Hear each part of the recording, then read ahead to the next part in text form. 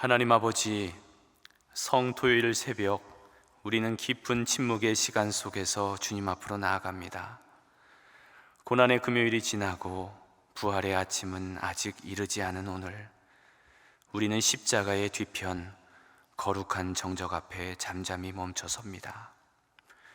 십자가에서 돌아가신 예수님의 몸이 무덤에 안치된 이 거룩한 날, 우리는 깊은 침묵과 기다림 속에서 주님을 바라봅니다. 온 인류의 죄악을 끌어안고 죽으신 그 사랑, 세상에는 무력하게 보였으나 그 침묵은 무력함이 아니었고 그 고요함은 포기가 아니었습니다. 더 크고 놀라운 승리를 예비하는 하나님의 승리였습니다. 그날 주님의 제자들은 절망과 두려움으로 숨었고 그들은 부활을 알지 못한 채 모든 것이 끝난 줄로만 생각했습니다. 그러나 하나님께서는 이 침묵의 시간 속에서도 구원의 역사를 준비하고 계셨습니다. 주님, 우리의 삶에도 이처럼 어두운 침묵의 시간이 있습니다. 기도는 올려지지만 응답은 들리지 않고, 말씀은 붙들지만 성취는 더딜 때가 있습니다. 눈물로 씨를 뿌려도 단 한 줌의 기쁨조차 거두지 못하는 날들이 있습니다. 그럴 때 우리의 마음이 흔들립니다.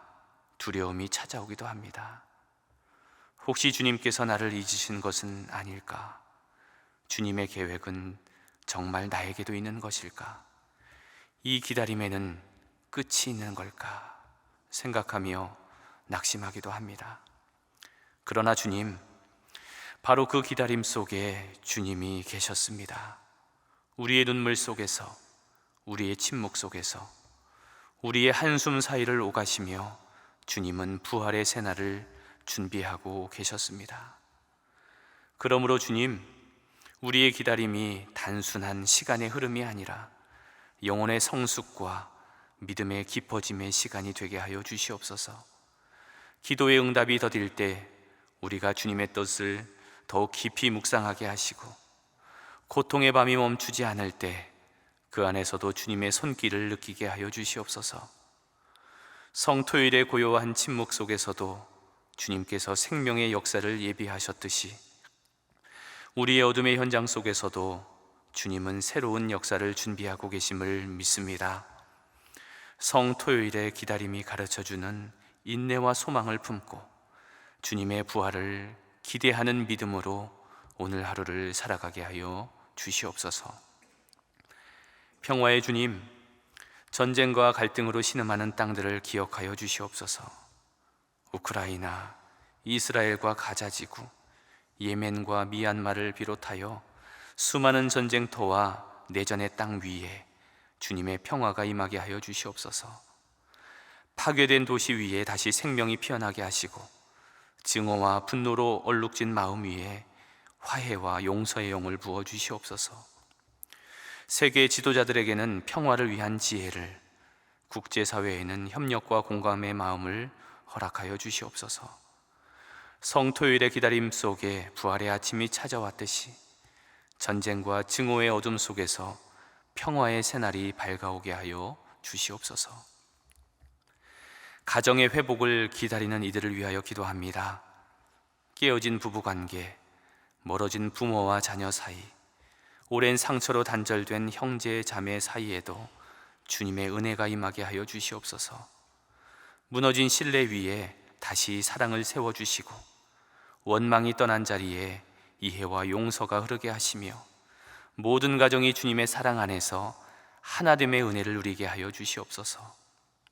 성토요일의 기다림처럼 가정의 회복을 위한 기다림이 길고 고통스러울 수는 있지만, 그러나 죽음 이후에 부활이 있었던 것처럼 가정의 위기 후에 새로운 시작과 회복이 있음을 믿습니다. 가정을 위해 기도하는 이들이 포기하지 않도록 새 힘을 주시고, 모든 눈물을 닦아주시는 주님의 신실하심을 경험케 하여 주시옵소서. 이 외에도 수많은 기다림이 있습니다. 나라의 회복과 안정을 위하여 기다리는 이들, 취업과 경제적 안정을 기다리는 이들, 중요한 결정 앞에서 주님의 인도하심을 기다리는 이들, 새 생명의 잉태를 기다리는 이들, 가족의 구원을 기다리는 이들, 미래의 배우자를 기다리는 이들, 하나님의 부르심과 소명을 기다리는 이들, 그리고 새로운 시작과 변화를 기다리는 이들이 있습니다. 주님, 이 모든 기다림의 현장에 주님께서 함께하여 주시옵소서. 성토요일의 깊은 침묵과 기다림이 부활의 영광으로 이어졌듯이 우리의 모든 기다림도 마침내 주님의 때에 주님의 방법으로 응답되리라는 믿음을 갖게 하여 주시옵소서. 치유의 주님, 오늘도 병상에서 치유를 기다리는 이들을 기억하여 주시옵소서. 지친 몸과 마음을 주님께 의탁하며 하루하루를 버티는 이들에게 새 힘을 주시고 그 기다림 가운데에 주님께서 함께 하심을 알게 하여 주시옵소서. 비록 치유가 더딜지라도, 회복이 멀게만 보일지라도 주님의 위로와 평안이 마음속 깊은 곳에 스며들게 하여 주시옵소서. 이제 곧 부활의 아침이 밝아올 것입니다. 환우들의 모든 눈물과 아픔, 고통과 절망이 부활의 기쁨으로 변화되게 하여 주시옵소서. 오늘의 침묵이 있었기에 내일의 승리와 기쁨이 더욱 찬란하게 빛날 것을 믿으며 오늘도 감사함으로 주님 앞에 나아가게 하여 주시옵소서. 이제 말씀 앞으로 나아갑니다. 성토일의 기쁜 침묵 속에서도 주님은 여전히 말씀하시는 주님이십니다. 우리의 마음을 열어 주님의 음성에 귀를 기울이게 하시고 그 말씀 가운데 주님의 뜻을 깨달아 순종하는 결단이 있게 하여 주시옵소서. 죽음에서 생명으로, 어둠에서 빛으로 인도하시는 주님의 말씀이 오늘 우리의 기다림 속에 소망과 용기를 심어주기를 간절히 바라오며 이 모든 말씀 우리 구주 예수 그리스도의 이름으로 기도하옵나이다. 아멘. 오늘 우리에게 주시는 하나님의 말씀은 베드로전서 4장 1절에서 8절까지의 말씀입니다. 베드로전서 4장 1절에서 8절까지의 말씀을 우리 한 목소리로 합독하도록 하겠습니다. 그리스도께서 이미 육체의 고난을 받으셨으니 너희도 같은 마음으로 갑옷을 삼으라. 이는 육체의 고난을 받은 자는 죄를 그쳤음이니 그 후로는 다시 사람의 정욕을 따르지 않고 하나님의 뜻을 따라 육체의 남은 때를 살게 하려 함이라. 너희가 음란과 정욕과 술취함과 방탕과 향락과 무법한 우상 숭배를 하여 이방인의 뜻을 따라 행한 것은 지나간 때로 족하도다. 이러므로 너희가 그들과 함께 그런 극한 방탕에 다름질하지 아니하는 것을 그들이 이상히 여겨 비방하나 그들이 산자와 죽은 자를 심판하기로 예비하신 이에게 사실대로 거하리라. 이를 위하여 죽은 자들에게도 복음이 전파되었으니 이제 육체로는 사람으로 심판을 받으나 영으로는 하나님을 따라 살게 하려 함이라. 만물의 마지막이 가까이 왔으니 그러므로 너희는 정신을 차리고 근신하여 기도하라. 무엇보다도 뜨겁게 서로 사랑할지니 사랑은 허다한 죄를 덮느니라. 아멘. 오늘은 성토요일입니다. 어제 우리는 예수님께서 십자가에서 못 박히시고 돌아가신 성금요일을 지켰습니다. 그리고 이제 내일이 되면 우리 주님께서 죽음의 권세를 깨뜨리시고 부활하신 부활주일이 됩니다. 그렇다면 오늘 성토요일은 어떤 날일까요? 성토요일은 예수님의 죽음과 부활의 중간에 있는 날입니다. 예수님께서 깊은 침묵 속에 계셨던 신비로운 토요일입니다. 십자가의 처절한 고통은 지나갔지만 부활의 빛나는 영광은 아직 도래하지 않은 그 사이의 시간이 바로 오늘 성토요일입니다. 우리는 우리 각자의 삶에서 이런 중간의 시간을 보내기도 합니다. 십자가의 고난과 부활의 사이, 현재의 고난과 미래의 소망 사이를 우리는 살아가곤 합니다. 오늘 본문의 베드로 사도는 그러한 현실, 우리의 현실을 잘 알고 있었습니다. 베드로 전서는 그 당시에 박해와 고난 가운데 있었던 초대교회 성도들을 향해 썼던 베드로의 서신입니다. 이 서신에서 베드로는 고난이라고 하는 것이 그냥 우리가 단지 짊어져야 할 짐에만 머무르는 것이 아니라 오히려 우리가 받는 이 고난이 그리스도의 고난에 동참할 수 있는 영광스러운 기회이고 또한 부활의 영광으로 나아가기 위한 하나의 길이라고 말씀해주고 있습니다. 그렇다면 오늘 본문을 우리가 한 절씩 살펴보면서 현재의 고난 속에서 이제 부활의 소망을 붙잡는 그 신앙의 비결이 무엇인지를 함께 살펴보도록 하겠습니다.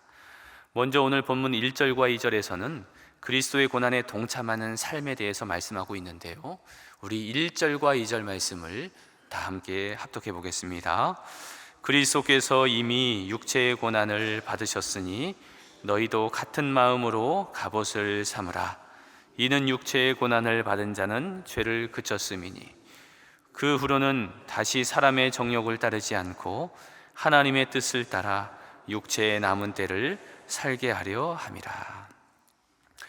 그리스도께서 이미 육체의 고난을 받으셨으니 라는 이 말씀은 우리가 어제 지켰던 성금요일 사건을 말합니다. 그러니까 아무런 죄가 없으신 예수님께서 우리를 위하여서, 정확하게 말하자면 나를 위하여서 머리에 가시관을 쓰시고 또 십자가에 못 박히시고 죽으셨습니다. 극심한 육체의 고난을 받으셨다는 것입니다. 그러면서 이어서 성경은 너희도 같은 마음으로 갑옷을 입으라 라고 말씀하고 있습니다. 이 말씀은 무슨 뜻일까요? 너희도 같은 마음으로 갑옷을 입으라. 그러니까 예수님처럼 똑같은 그런 고난을 받아야 된다는 그런 의미일까요?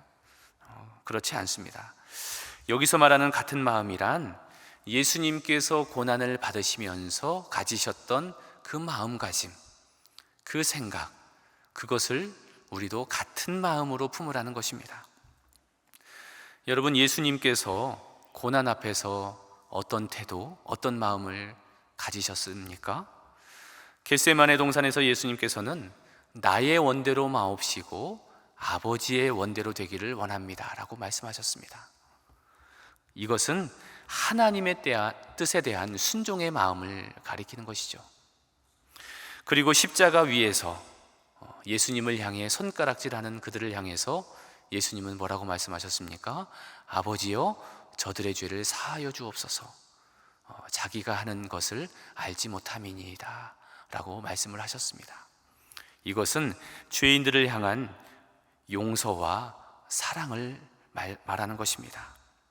그러므로 예수님의 마음은 이렇게 정리할 수가 있겠습니다. 하나님의 뜻에 대한 순종, 죄인들을 향한 용서와 사랑, 이것이 바로 예수님의 마음이었습니다. 그 예수님의 마음과 같은 마음을 품어라. 그 십자가에서 보여주셨던, 겟세마네 동산에서 보여주셨던 예수님의 마음과 같은 마음을 품으라고 성경은 우리에게 말씀하고 있습니다. 이렇게 예수님과 같은 마음을 품는 것은 우리를 보호해주는 영적인 갑옷이 됩니다. 그래서 1절 후반절에 보면 너희도 같은 마음으로 갑옷을 입으라 라고 말씀하고 있는 것입니다. 마치 이 갑옷이 전쟁에서 우리의 몸을 보호해주는 것처럼 예수님의 마음을 품는 것이 죄악이 가득한 이 세상을 살아갈 때 우리의 영혼을 보호해주는 영적인 갑옷이 된다라고 오늘 본문은 말씀하고 있습니다.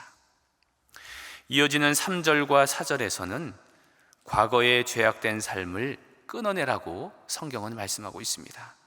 우리 먼저 3절 말씀을 합독해 보겠습니다.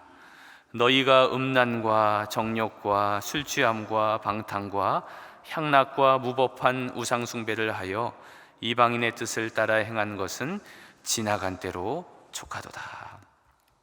이 3절에 보면 이 과거의 죄악된 삶의 특징이 이렇게 구체적으로 나열되어 있죠. 음란과 정욕과 술 취함과 방탕과 향락과 무법한 우상 숭배. 그러니까 이러한 행위들은 오늘 본문이 기록될 그 당시 로마 사회에서 특별히 이방 종교를 믿는 사람들의 축제의 현장에서 종종 있었던 행위들이었습니다. 그러나 성경은 단호하게 이렇게 말씀하고 있죠. 지나간 것으로 족하도다. 지나간 때로 족하도다. 이런 것들은 예수 믿는 사람들에게서 이러한 죄악된 것들은 이미 지나갔다는 것입니다. 더 이상 그렇게 살지 말라는 것입니다.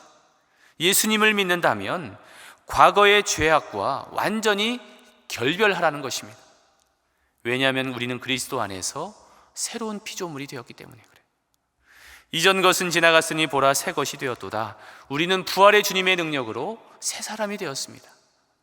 우리는 더 이상 죄의 노예가 아닙니다. 하나님의 영광을 위해 살도록 부르심을 받은 사람들입니다.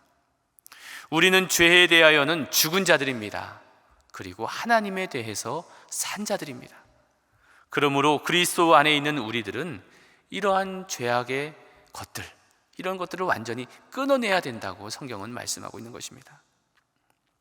그런데 그렇게 살다 보면 세상이 우리를 이상하게 본다는 것입니다. 그것을 4절이 말씀하고 있는데요, 우리 4절 말씀을 합독합니다. 이러므로 너희가 그들과 함께 그런 극한 방탕에 다름질을 하지 아니하는 것을 그들이 이상히 여겨 비방하나. 예수님을 믿는 사람들, 그런 극한 방탕에 죄악의 삶의 방식대로 살지 않을 때 세상 사람들이 박수쳐 주는 것이 아니라 이상히 여긴다는 것입니다. 여기에서 이상히 여긴다는 헬라어 원어의 뜻은 낯설게 여기다, 이해하지 못하다 라는 뜻이 있습니다. 그러니까 이 불신자들은 예수님을 믿는 사람들의 삶의 방식을 이해하지 못한다는 거예요. 요즘도 그런 일들이 종종 있지 않습니까? 예수님을 믿지 않던 사람이 복음을 전해 듣고 예수님을 믿게 되는 일들이 있죠. 그래서 예전의 죄악의 방식을 이렇게 끊어버리는 경우가 있습니다.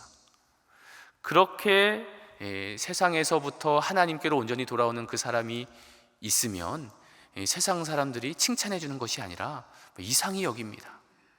그러면서 하는 말이 뭡니까? 비방을 하면서 너 왜 이렇게 교회를 열심히 다니냐? 내가 너를 아는데 네가 그렇게 산다고 다른 사람이 될 것 같아?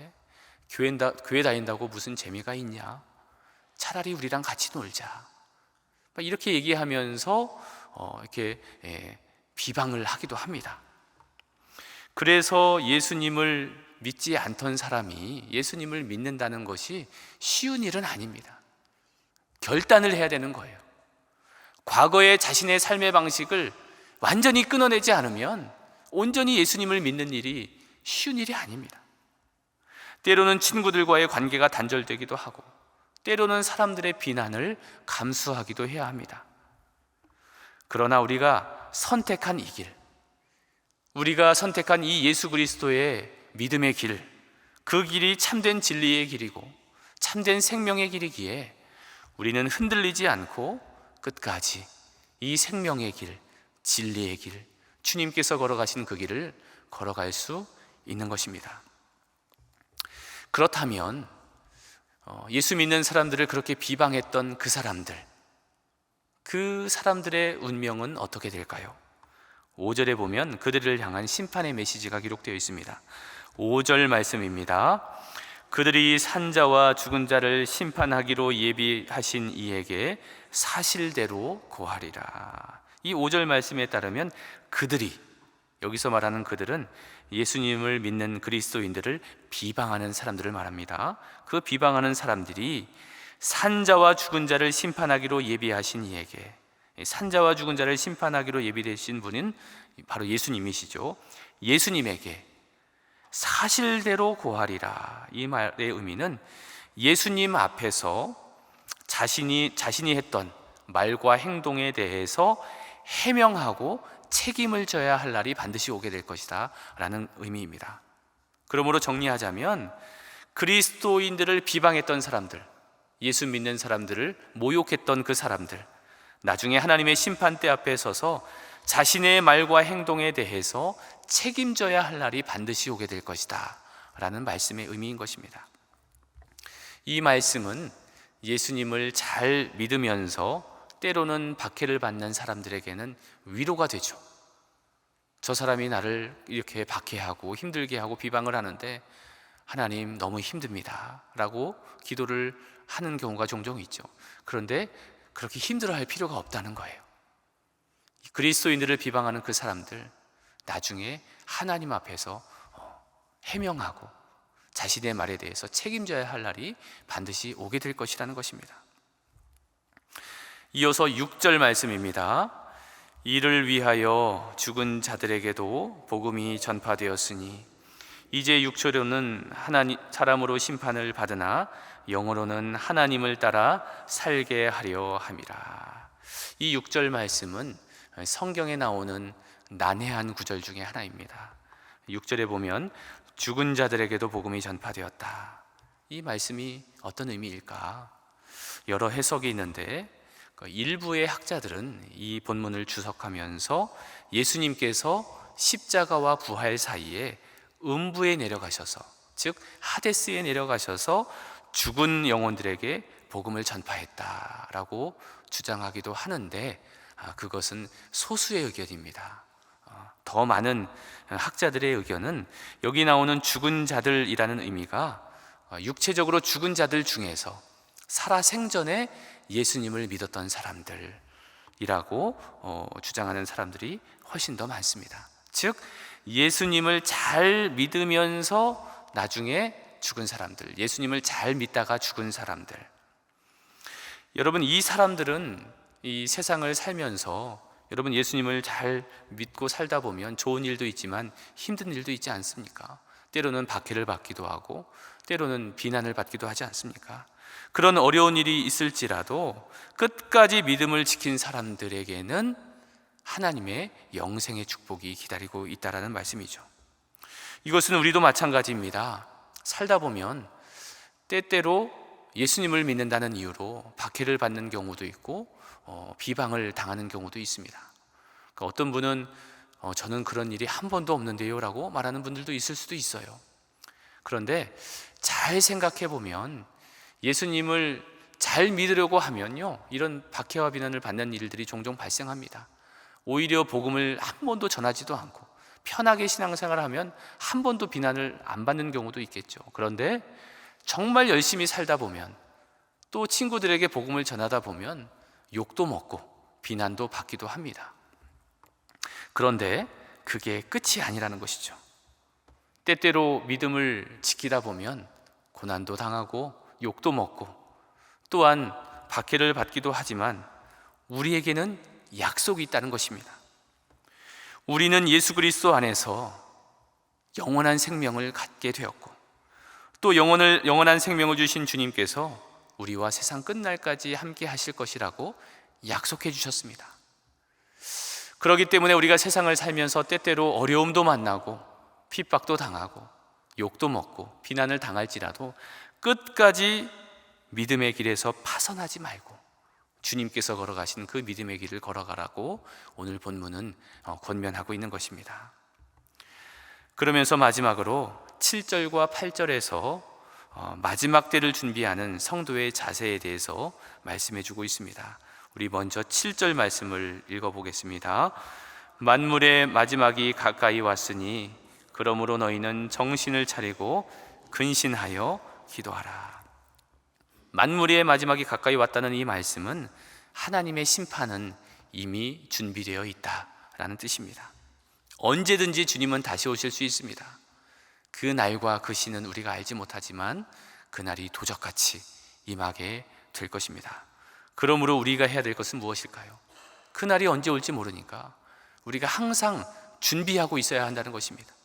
언제 오실지 모르니까 지혜로운 다섯 처녀처럼 항상 깨어서 준비해야 한다는 것이죠. 그래서 오늘 본문 7절에서는 정신을 차리고 근신하여 라고 말씀하고 있습니다. 여기에서 정신을 차리고에 해당하는 헬라어는 건전한 마음, 온전한 판단력, 절제된 사고를 뜻합니다. 그리고 근신하여에 해당하는 헬라어는 깨어있다, 경계하다, 술 취하지 않은 맑은 상태를 가리킵니다. 그러므로 정신을 차리고 근신하여라는 말씀의 의미는 건전하고 온전한 판단력을 가지고 세상의 유혹과 시험에 빠지지 않도록 항상 영적으로 깨어 있어야 한다라는 의미인 것입니다. 그러면 이렇게 영적으로 깨어 있는 상태를 주님이 언제 오실지 모르는데 어떻게 항상 유지할 수 있을까? 그것은 기도로 유지됩니다. 그래서 오늘 본문 7절에 보면 너희는 정신을 차리고 근신하여 기도하라 라고 말씀하고 있는 것입니다. 여러분, 우리가 영적으로 깨어있기 위해서는 우리가 깨어서 기도해야 합니다. 우리가 기도하지 않으면 우리는 영적으로 무감각해질 수밖에 없어요. 이게 죄가 맞는지 아닌지 분별이 되지 않습니다. 그러나 우리가 영적으로 깨어있을 때, 하나님과 영적으로 깊은 교제를 나누며 영적으로 민감해질 때에는 우리가 깨어서 있기에 죄에 넘어지지도 않고 시험에도 넘어가지 않을 수 있는 것입니다. 그래서 예수님께서도 겟세마네 동산에서 제자들에게 이런 말씀을 하셨죠. 시험에 들지 않게 깨어있어 기도하라 라고 말씀하신 것입니다. 마지막 때를 준비하는 또 하나의 비결로 8절은 이렇게 말씀하고 있습니다. 우리 8절 말씀입니다. 무엇보다도 뜨겁게 서로 사랑할지니 사랑은 허다한 죄를 덮느니라. 이 8절에서 베드로는 가장 중요한 권면을 합니다. 마지막 때를 준비함에 있어서 가장 중요한 가치로 사랑을 말합니다. 여러분, 여기에서 사랑에 해당하는 헬라어가 아가페입니다. 여러분 잘 아시는 아가페. 이 아가페의 뜻은 무조건적인 사랑, 자기 희생적인 사랑, 상대방의 유익을 위해 자신의 목숨까지도 내어주는 사랑입니다. 우리가 잘 아는 요한복음 3장 16절, 하나님이 세상을 이처럼 사랑하사 독생자를 주셨으니, 이 사랑이라는 단어가 바로 아가페입니다. 사랑은 허다한 죄를 덮느니라 라고 성경은 말씀하고 있습니다. 덮는다. 여기서 덮는다라는 것은 죄를 모른 채 한다, 죄를 눈 감아준다, 이런 의미가 아닙니다. 여기서 말하는 덮는다는 의미는 용서하다, 화해하다, 관계를 회복하다라는 의미입니다. 여러분, 사랑은 다른 사람의 실수를 너그럽게 받아들이고 다른 사람을 용서하고 다른 사람들과의 깨어진 관계를 회복하는 힘이 있습니다. 왜냐하면 사랑은 모든 것을 참으며 모든 것을 믿으며 모든 것을 바라며 모든 것을 견디기 때문입니다. 이렇게 아가페의 사랑은 감정적인 차원을 넘어섭니다. 하나님께서 예수 그리스도 안에서 우리를 용서하신 것처럼 우리도 누군가를 용서해야 한다는 적극적인 행동을 요구합니다. 그러므로 용서를 넘어서서 사랑하는 것, 이것이야말로 하나님의 명령인 것입니다. 이 말씀은 내일 부활절을 준비하는 우리들에게 있어서 큰 의미가 있습니다. 십자가의 부활은 곧 사랑의 승리입니다. 십자가에서 보여주신 그 무한하신 사랑이 죽음까지도 이긴 것입니다. 사랑하는 여러분, 오늘 성토요일 우리는 깊은 침묵 위에 서 있습니다. 이 침묵은 절망의 침묵이 아니라 위대한 부활을 준비하는 거룩한 기다림의 침묵입니다. 이제 내일 아침이 되면 우리 주님께서 죽음의 권세를 이기시고 부활하실 것입니다. 그 부활의 주님을 기다리는 마음으로 오늘도 거룩함으로 살아내는 여러분 모두가 되시기를 바랍니다. 함께 기도하겠습니다. 하늘에 계신 우리 아버지, 아버지의 이름을 거룩하게 하시며 아버지의 나라가 오게 하시며 아버지의 뜻이 하늘에서와 같이 땅에서도 이루어지게 하소서. 오늘 우리에게 일용할 양식을 주시고 우리가 우리에게 잘못한 사람을 용서하여 준 것 같이 우리 죄를 용서하여 주시고 우리를 시험에 빠지지 않게 하시고 악에서 구하소서. 나라와 권능과 영광이 영원히 아버지의 것입니다. 아멘.